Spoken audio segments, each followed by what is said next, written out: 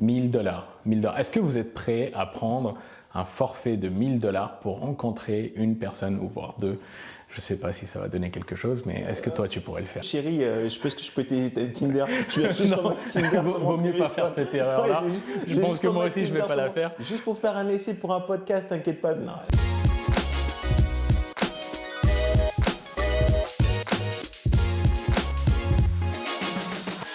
Salut tout le monde, je suis Humer et vous êtes sur Shaker. Shaker, c'est le podcast de l'actualité digitale et de l'entrepreneuriat à taille humaine. Dans nos émissions, nous allons discuter de toute l'actualité digitale, mais aussi de toutes les personnes qui ont créé leur entreprise. Vous faire découvrir leur parcours, les difficultés qu'ils ont rencontrées, les échecs qu'ils ont subis et évidemment leur réussite. Aujourd'hui, nous allons parler des abonnements qui arrivent pratiquement sur toutes les plateformes, que ce soit les réseaux sociaux ou le streaming. Je suis accompagné de Joseph qui va nous aider à mieux comprendre ces nouvelles tendances. Salut Joseph, comment tu vas? Ça va Humer, moi je vais bien. Je suis content, c'est ta première. Ouais, c'est notre première et je suis super content de t'avoir pour notre première. Tout de suite, on va rentrer dans le sujet. Qu'est-ce qui se passe dans les réseaux sociaux? Pourquoi? C'est quoi cette tendance d'abonnement et où ils sont passés les réseaux sociaux qui étaient gratuits? C'est vrai que c'est une très très bonne question. Depuis récemment, on voit que de plus en plus réseaux sociaux ils commencent à proposer des abonnements. Ouais. On en avait discuté, il y avait déjà TikTok qui est en train de tester un abonnement à 5 €. Ouais, c'est ça, t'as TikTok, t'as Instagram. Exactement, Instagram, t'as Snapchat Plus avec un abonnement à 3,99 €. Et ce qu'on commence à voir, c'est que les réseaux sociaux cherchent d'autres moyens de financement. Je pense que vraiment l'accélération des abonnements chez les réseaux sociaux, ça a commencé avec Twitter. Lorsque, après, Twitter, c'était encore Twitter à l'époque, c'est quand Elon Musk a racheté Twitter. Et il a eu besoin en fait de renflouer les caisses et il a directement proposé un abonnement. Initialement, il voulait le faire à 20 $. Il l'a redescendu à 8 $. Et ce qui s'est passé, c'est lorsque les autres plateformes ont vu que les utilisateurs ne sont pas barrés quand il a proposé l'augmentation de prix. En gros, tu es en train de me dire que c'est Elon Musk qui a lancé cette tendance de mettre des abonnements sur les réseaux sociaux. Il l'a pas lancé, mais il l'a dynamisé. Il l'a dynamisé. Il l'a dynamisé dans le sens. Et du coup, les autres ont suivi tout de suite derrière. Absolument. Parce que les autres, ce qu'ils ont vu, c'est qu'ils se sont dit, voilà, ça fonctionne avec lui, pourquoi pas nous? Pourquoi pas avec nous? Et donc, du coup, t'as directement Instagram avec Meta Zuckerberg qui, la première fois, a proposé de payer pour la vérification. Et il a vu qu'il y a énormément de gens qui ont suivi. Et après, il a décidé de proposer 2 abonnements Meta Verified. Un abonnement pour la version web de Facebook et d'Instagram et un autre abonnement pour la version des applications mobiles de Facebook et d'Instagram. Il va aussi proposer un abonnement qui combine les deux plateformes en même temps. Et du coup, quand tu prends les deux, il y a peut-être une remise ou quelque chose comme ça ou... Ouais, voilà, juste que les prix seront... ce sera pas la décision des deux au niveau de l'application. Parce que Snapchat aussi a commencé et par exemple sur Snapchat, parce que j'ai vu que ça marche, j'ai l'impression que ça marche plutôt bien. Ils ont combien? T'as des chiffres à nous donner par rapport à Snapchat? Ouais, effectivement, sur Snapchat, ils ont 640 000 utilisateurs. Bon, après, quand on regarde la globalité de tous les utilisateurs, ils ont des centaines de millions d'utilisateurs actifs. Non, je dis 640 000, 5 millions. Ils ont 5 millions d'abonnés sur Snapchat. 640 000, c'est sur Twitter. Voilà. Après, quand on regarde le nombre total des abonnés, des utilisateurs de Snapchat, des utilisateurs, c'est pas 5 millions sur un forfait, c'est pas énorme. C'est pas énorme. Mais quand on fait le calcul, 5 millions avec 3,99, on a après 20 millions d'euros de chiffre d'affaires qui tombent chaque mois comme ça. C'est énorme. C'est pas rien, c'est pas négligeable. Après, ce qu'on a vu aussi, c'est qu'on rentre dans un moment économique un peu tendu, avec tout ce qui est inflation et justement. Mais justement, avec cette période d'inflation qu'on a eue et la période de Covid qu'on a passée, et puis tout ça ensemble, peut-être qu'on aurait pu se dire que les choses allaient s'arranger ou que les prix allaient être en baisse. Mais au jour d'aujourd'hui, même ce qui était gratuit commence à être payant, quoi. Exactement. Et pourquoi les gens prennent ces abonnements? Quels sont les avantages? Tu pourrais nous parler aussi de ça? Moi, personnellement, je trouve que les avantages, ils sont très, très, très limités. C'est-à-dire que, lorsqu'on regarde, par exemple, on va dire Twitter, avec Twitter sans abonnement, tu peux faire un tweet de 240 caractères. Avec l'abonnement, tu peux faire 4000 caractères ou tu peux avoir des vidéos plus longues. Enfin, lorsque tu regardes Facebook, tu peux avoir des centaines d'étoiles par mois où tes posts ont un peu plus de visibilité, mais pas autant de visibilité que si tu payais pour de la pub. Ouais. Et lorsqu'on regarde par exemple Snap, tout ce que tu as, c'est des stickers en plus, des emojis, des filtres en plus. C'est simplement ça. Mais... Voilà, donc il n'y a pas une réelle élévation de l'expérience utilisateur. Ouais. Et donc du coup, ce qui est en train de se passer, c'est qu'on voit un sorte d'effet inverse. C'est-à-dire qu'au lieu de vraiment de pousser l'expérience utilisateur vers le haut, il la pousse vers le bas pour l'abonnement gratuit. C'est-à-dire que si on va maintenant sur Twitter est en train de tester le fait d'empêcher les utilisateurs qui ne payent pas, leur empêcher de répondre à des commentaires.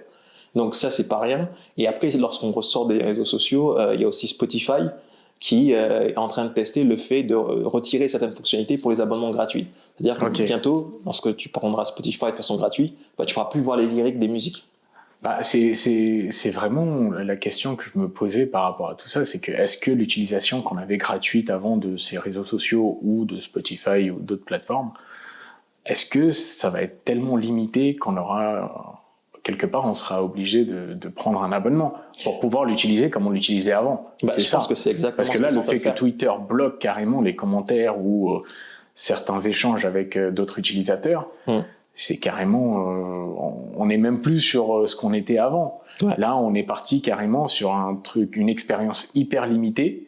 Et pour simplement retrouver l'expérience qu'on avait avant sur ces réseaux, on va être obligé de prendre un forfait pour retrouver simplement ce qu'on avait gratuitement avant. Exactement. En fait, c'est un peu la shrinkflation, en fait. C'est un peu ça, en fait. Mais c'est bien dans le sens, même pour les réseaux sociaux. C'est-à-dire que maintenant, ce sera tellement limité que tu dirais, c'est bon, je vais payer, tu vois. C'est pour pousser les gens à avoir plus. Et tu penses que les nouveaux utilisateurs, ils ont tendance à prendre les jeunes, on va parler des jeunes, on va dire que nous, on est un peu usés maintenant.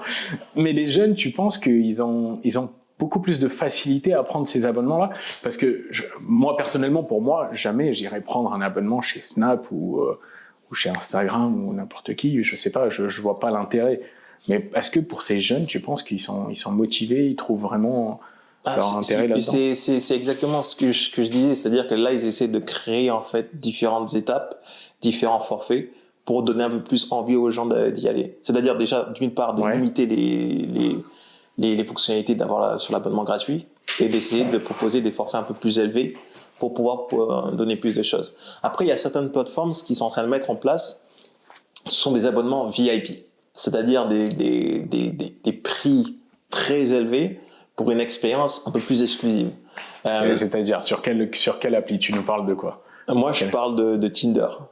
Tinder. Ok, bon, on est arrivé sur Tinder. Avec MJ, on arrive toujours sur Tinder. Sur Tinder. Allez, dis-moi, Tinder, qu'est-ce qui se passe? Sur Tinder, ils sont en train de tester un abonnement à 500 €. 500 € par mois. C'est un peu trop, je trouve, pour... 500 € par mois. 500 € par mois.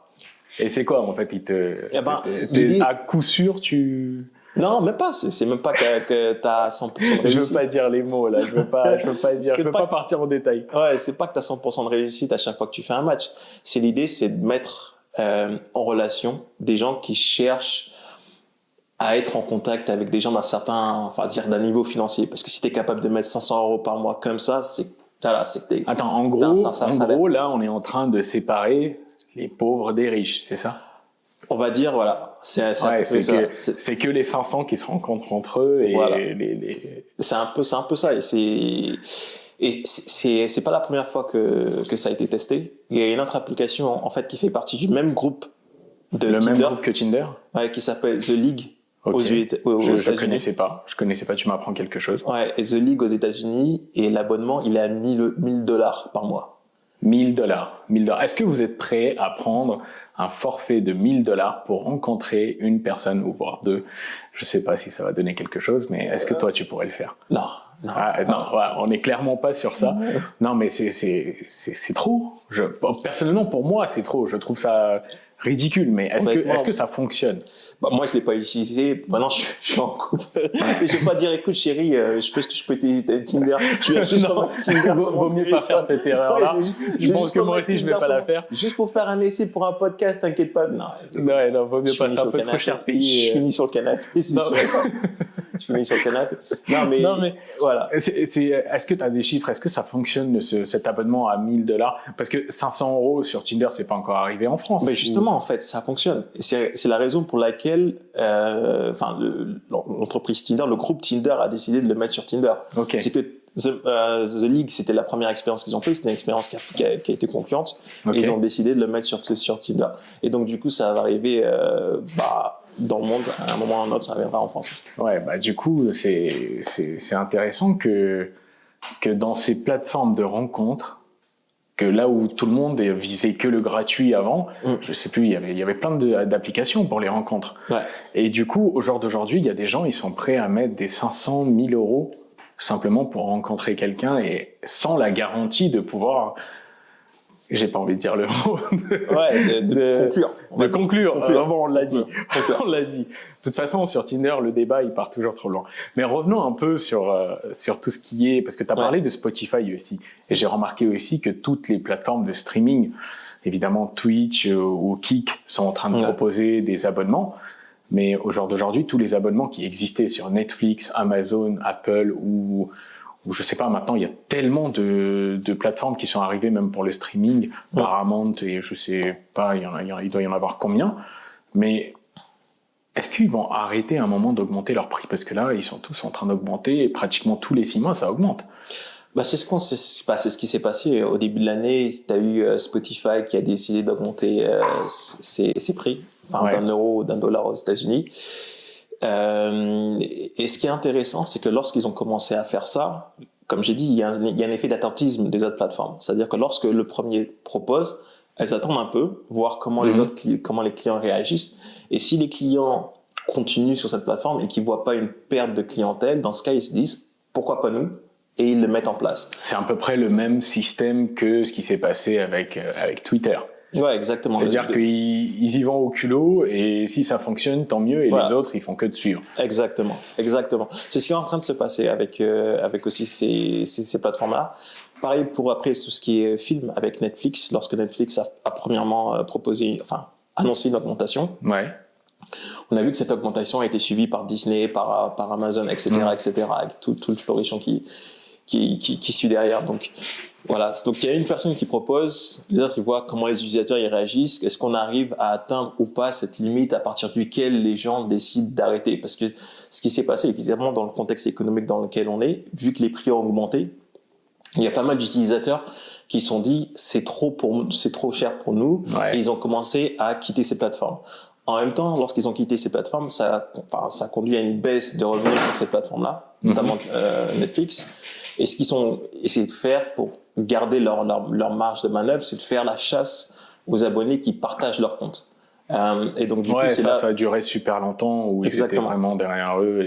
Exactement. Donc, c'est ce qui fait partie aussi des choses qu'on disait. C'est-à-dire qu'au départ, il y avait des choses qui étaient gratuites, qui faisaient partie de l'abonnement de base. Ouais. Et après, l'expérience gratuite, ils commencent à la diminuer.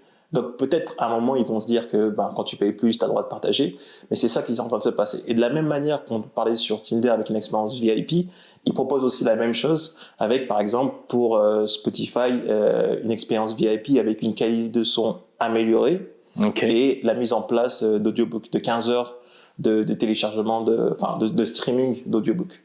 Tu penses qu'il y a vraiment une différence de qualité quand on prend le forfait premium chez Spotify ou chez Netflix, parce que chez Netflix aussi, on a plusieurs forfaits pour avoir la meilleure qualité possible. Tu penses qu'il y a vraiment une différence? Il y a une différence, mais après il faut aussi avoir l'équipement qui va derrière pour mettre en place la différence. Par exemple, Netflix, il propose la 4K. Si tu n'as pas une télé 4K qui suit derrière, ça sert strictement à rien de prendre la 4K. Après, si tu n'as pas un téléphone portable 4K aussi, voilà, c'est pas énorme.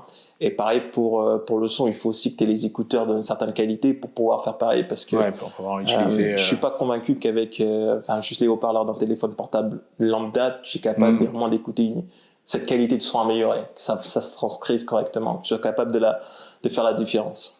Et du coup, là, on voit depuis 1 an qu'on n'a que des augmentations partout et l'inflation, en fait, c'est de partout. Hein. C'est pas seulement dans le streaming, on a dans la vie de tous les jours, que ce soit les supermarchés ou autre chose, on a des prix qui explosent partout.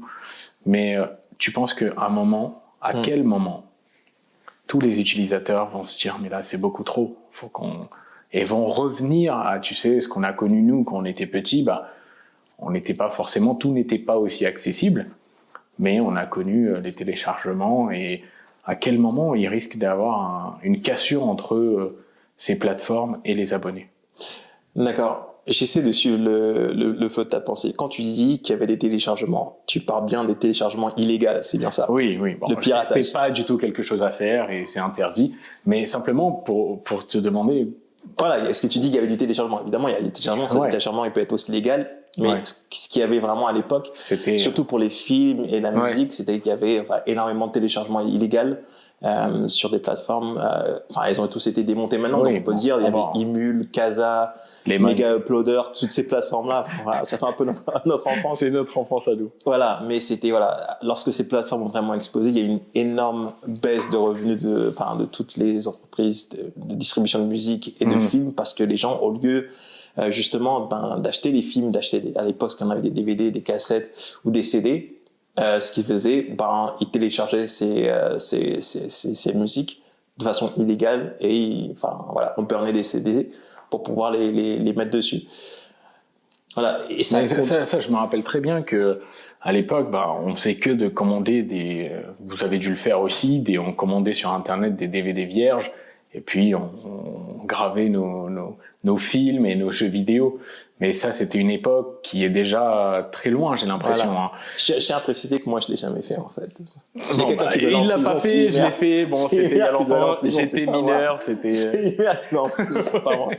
Et là, il a peur. Tu vas te faire attaquer avec des trucs dangereux. Toi. Clairement, j'ai vraiment l'impression qu'à un moment... Par exemple, moi, j'ai tous les abonnements. Et je pense vraiment à arrêter sur pas mal de plateformes parce que je vois pas un intérêt évident de rester dessus. Et l'augmentation ne s'arrête pas. Mais du coup, justement, si juste rester sur le niveau de cette augmentation, moi je pense que exactement, au niveau de ta pensée, je pense que tu as absolument raison. Je pense qu'il va y avoir un moment où les gens vont dire c'est trop. Et ça va pas se traduire par les gens qui vont avoir une réponse ou dire aux entreprises, c'est dire écoutez les gars, c'est un peu trop, est-ce que je peux pas descendre? Ils vont soit se barrer en masse, ils sont soit trouver des moyens détournés de pouvoir atteindre des prix avantageux. C'est-à-dire que les prix de ces plateformes, elles sont pas les mêmes partout dans le monde. Par exemple, lorsque Netflix augmente les prix en Europe ou en Occident, ils les baissent ailleurs, ils les baissent en Inde. En Inde, ils ont un contexte concurrentiel qui est beaucoup plus élevé, où ils sont à la traîne face à Disney et à Amazon Prime. Donc du coup, ils baissent les prix pour être beaucoup plus attractifs. Donc, ce qui risque de se passer, c'est que d'autres utilisateurs vont trouver des moyens détournés pour garder ce service, parce que ce service de streaming, ils préfèrent ça à tout ce qui était, ce qu'on faisait avant. Mais en payant moins cher. Parce que c'est plus simple à utiliser. Donc ils vont garder ça, mais en essayant de trouver des alternatives et des moyens d'atteindre ces marchés qui sont beaucoup plus attractifs au point de vue financier. Du coup, à un moment, les gens vont toujours trouver une solution pour essayer de faire des économies. Pour faire des économies, mais c'est entre guillemets, c'est les plateformes qui permettent ça et qui causent ça en augmentant les prix dans certains endroits. Je pense qu'on va pas dire c'est quelle plateforme. De moyens évidemment, je pense que de toute façon tout le monde le sait, c'est très facile. Tout le monde le connaît. C'est un mot à 3 lettres. En tout cas, merci de m'avoir aidé à comprendre un peu ce qui se passe actuellement dans les réseaux sociaux et sur le streaming. J'espère vraiment qu'à un moment, ils vont arrêter d'augmenter les prix, parce que je pense que c'est très difficile de rester sur plein d'abonnements et de continuer à payer. Au bout d'un moment, on est un peu fatigué. Mais écoute, j'espère te recevoir très rapidement pour un autre sujet. Et merci à vous de nous avoir suivis. Surtout, n'hésitez pas à laisser vos commentaires, à partager votre avis. Et si vous avez des sujets qui vous intéressent et que vous voulez qu'on en parle, laissez-nous des commentaires. Merci à vous, à très bientôt. Ciao tout le monde.